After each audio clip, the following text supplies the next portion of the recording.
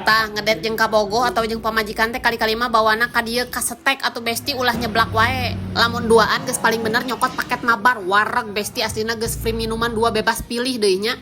Anu dipesen ieu teh rib eye with tartar sauce terus teh tenderloin with black pepper sauce nya.